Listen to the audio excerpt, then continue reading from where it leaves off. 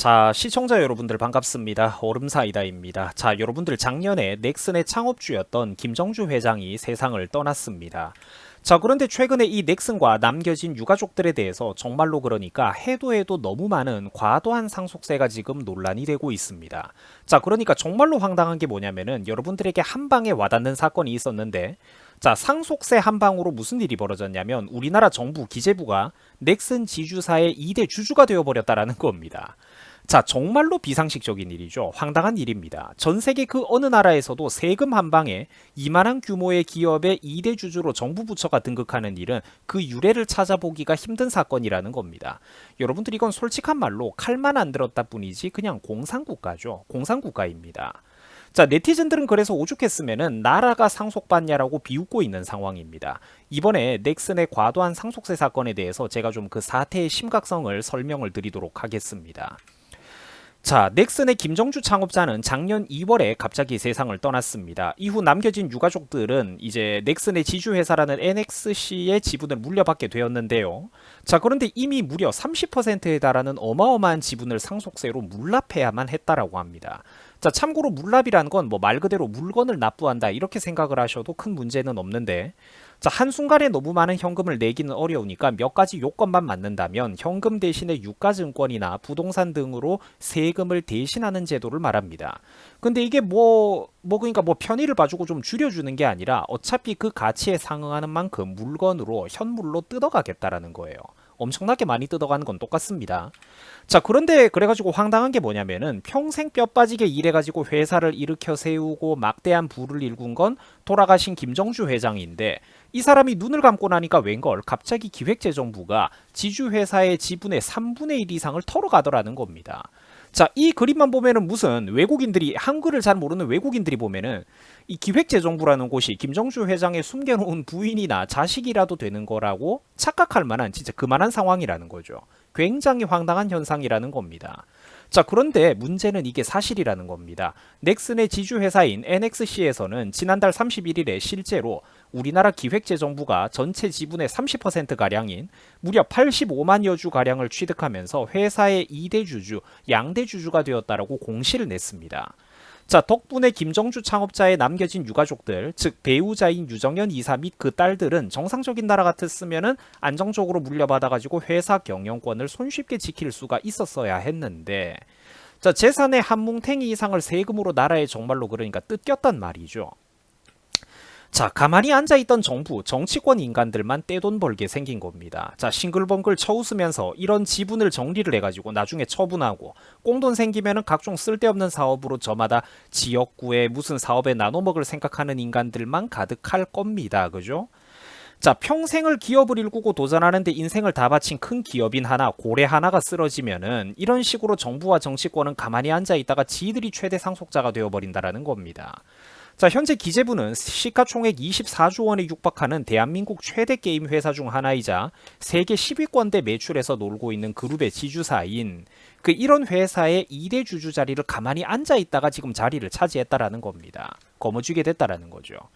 자, 안타까운 것은 이미 이런 식으로 상속세 물납 제도를 통해 가지고 1세 경영인이나 2세 경영인이 세상을 떠나면서 정부가 중소중견 기업의 대주주가 되어버리는 일이 꽤나 흔하다라는 겁니다. 여러 번 있었다라고 해요, 이미. 자, 그리고 그런 와중에 시가총액 수십조짜리의 명실상부한 대기업 그룹, 그것도 지주사의 2대 주주로 정부가 한 방에 등극하는 이런 일은 이번이 지금 처음 있는 사례라고 해요. 진작에 뜯어 고쳤어야 되는 악법을 시간 질질 끈 결과 이렇게까지 오게 된 겁니다. 올게 왔다라는 거죠. 자, 김정주 창업자가 남긴 자산 가치는 NXC의 지분 그리고 또 계열사의 지분 등등을 포함해 가지고 대략 10조 원 정도 된다라고 합니다. 어마어마한 금액이죠. 자, 그런데 상속세가 6조가 넘는다라고 해요. 자, 이제 좀 뭔가 안 부럽고 뭐가 좀 부당하고 화가 나죠. 재산이 10조인데 세금이 6조가 넘는다. 자, 시청자 여러분들이 어떻게 생각하십니까? 이게 말이 된다라고 생각을 합니까? 근데 한국에서는 안타깝게도 이게 현실이라는 거예요. 재산이 일정 범위를 넘어가는 그런 부자들은 기본 상속세율이 정말로 전 재산의 절반을 뚝 잘라가는 50%에 달하는데, 심지어 회사를 경영하는 주식 부자들은 혜택을 주기는커녕 최대 주주 할증이라는 게 붙어가지고 상속세율이 실질적으로 60%를 육박하거나 좀 더 넘어갈 정도라고 합니다.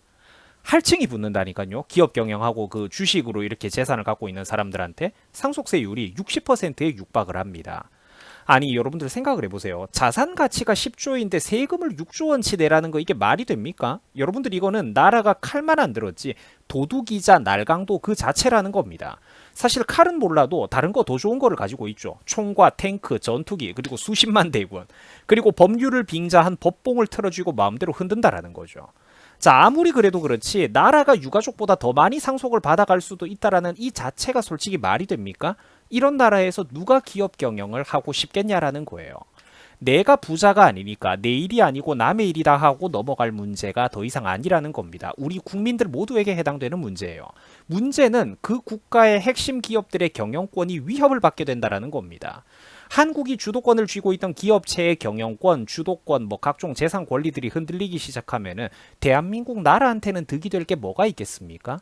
넥슨은 그나마 엄청나게 뜯기고도 유가족의 지분율이 높아가지고 이번 때는 그냥 넘어갈 수 있다라고 하는데 다음 순번 때 또 오면 어떻게 되겠습니까? 몇 년 뒤에 무슨 일이 벌어질지 누가 알죠? 다음 순번이 되면 또 어떻게 되겠습니까? 그 사람들이 하는 말이 상속세 한두 번이면은 기업이 공중분해된다라는 이런 소리. 국가가 다른 사람들한테 그러니까 국가나 다른 사람들에게 통째로 기업이 넘어간다, 빼앗긴다라는 게 바로 이런 거를 두고 하는 소리라는 겁니다. 자, 당연히 총수 오너 일가의 지분이 최소 3분의 1 이상 혹은 절반 이상씩 뭉탱이로 줄어들기 시작하면은 해외 공격적인 자본들이 그만큼 하기가 쉽죠. 헤지펀드 세력들이 그 기업의 알짜배기 자산들을 털어먹으려고 공략해 들어가는 게 훨씬 더 쉬워진다라는 겁니다. 여러분들 이거는 아주 당연한 이치입니다. 창업주 일가의 전재산에서 절반 이상을 털어가는데 그런 상속을 어떻게 한두 번 이상, 두 번 이상 견뎌내겠습니까? 지분을 포기하고 나중에는 결국 기업이 공중분해되어 버리거나 해외 다른 나라 공격적인 투기자본들에게 기업의 소유권을 뺏기는 게 당연하다라는 거예요. 정부가 영원히 한 정부만 있습니까? 우리나라 같은 경우엔 특히나 선거 결과 따라서 정부의 성격이 완전히 왔다 갔다 하죠. 정부가 지분을 얼마 가져갔다 한들 무식한 공무원들이 그 기업과 업계의 생리, 경쟁력에 대해서 창업한 총수 일가, 오너 일가보다 더 전문성 있게 잘할 수가 있습니까? 절대로 그렇지가 않아요. 절대로 공무원들이 총수 일가들보다 전문성을 가질 수가 없다니까. 아무리 어려운 고시를 패스하고 이랬어도 기업 경영을 하는 거는 공무원 시험 패스하는 그 쓸데없는 기술하고는 완전히 다른 영역입니다. 기업을 경영한다는 거는. 정말로 답답하고 안타까운 일이에요. 자, 그런데 이 모든 악순환의 반복이 이 나라에는 과연 그러면은 득이 되겠냐는 거죠. 아니죠. 엄청난 손해를 보는 거죠. 황금알을 낳는 거위들을 계속해서 알을 낳을 수 있게 우리가 적당히 모이도 주고 그 닭장을 오히려 우리가 더 쾌적하게 손을 봐주고 관리를 해야 되는데 지금 당장 배를 갈라버리겠다라는 거예요. 황금알을 낳는 거위의 배를 갈라버리겠다라는 거야. 지금 당장 이 통통하게 살이 오른 거위, 칠면조를 고기를 나눠 먹겠다고 칼을 들이대는 겁니다. 정작 그런데 여러분들 알다시피 그 고기는 국민들에게 돌아오지도 않습니다. 정치권 인간들이 각종 꽁돈으로 각종 사업성도 없는 온갖 잡짓거리에다가 단기간에 그냥 흐지부지 국가 세금을 날려먹으면 몇 년 만에 끝나버리는 게 현실이라는 거예요. 돌아가신 삼성 이건희 회장, 그 이건희 회장 같은 경우에도 이거랑 비슷한 사례죠. 이건희 회장의 재산도 정확하게 추산하기는 어렵지만 대략 언론에 알려진 대로라면은 22조에서 24조 정도 왔다 갔다 하는 것 같아요. 20조 원대라고 대충 칩시다. 자, 그런데 여기서 아들 이재용 씨를 비롯해가지고 남겨진 유가족분들, 여동생들이 감당해야 되는 상속세가 얼마냐? 12조가 넘는다라고 해요. 지금 이 뉴스 기사에도 작게 나온 겁니다. 이재용 씨가 감당해야 되는 상속세가 12조가 넘어요. 한순간에 그런 돈이 있습니까, 여러분들? 도깨비 방망이라도 휘둘러요, 부자면. 세금이 많아도 너무 많고 부담이 돼도 너무 부담이 크니까 소장 가치가 2조, 3조 원에 달한다라는 이건희 회장의 그 유명한 개인 미술 작품들도 기부라는 명목하에 정부가 그때 다 털어갔죠. 여러분들 이게 정상적인 나라입니까? 어렸을 때 각종 미술품을 좋아하던 아버지가 한 번씩 유명한 작품들이라고 자녀들에게 보여주기도 하고 그랬겠죠. 그거 다 뻔히 기억하는 자식들 입장에서 가만히 앉은 자리에서 그 소유권 2조 3조치 아버지가 갖고 있던 이런 보물들을 다 뜯기는 사람은 솔직한 말로 그 심경이 어떨까요? 우리 같은 보편적인 사람들이었으면 미쳐버리지 않았겠습니까? 자, 아시아 최대 레벨 기업의 총수가 세상에 당장 현금이 없어가지고 수천억 원이 넘는 대출을 받아가지고 상속세를 낼 판이라고 합니다. 대출 받아서 세금을 낸다라고 해요. 이게 말이 됩니까?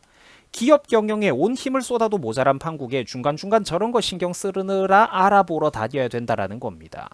자, 그리고 우리나라 유명한 기업인들의 재산이 뭐 10조다, 20조다, 우와, 많다 이래도 그 10조, 20조라는 재산은 당연히 우리 같은 사람들이 그 은행에다가 예금으로 5천만 원, 1억 원씩 저축해 놓은 이거하고는 완전히 그 성질이 다릅니다.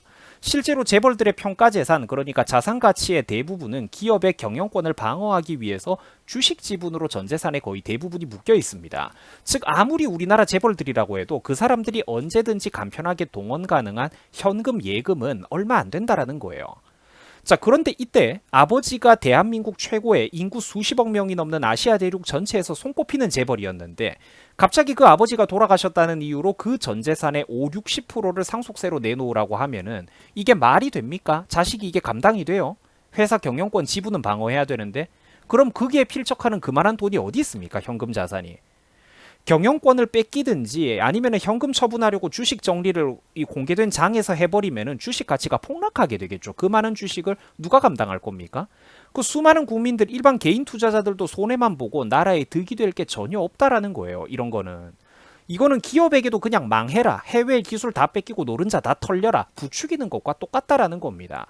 힘들게 황금알 낳는 거위를 키워서 우리가 그 거위를 실제로는 고기도 못 나눠 먹고 해외에다가 갖다 바치는 꼴이라니까.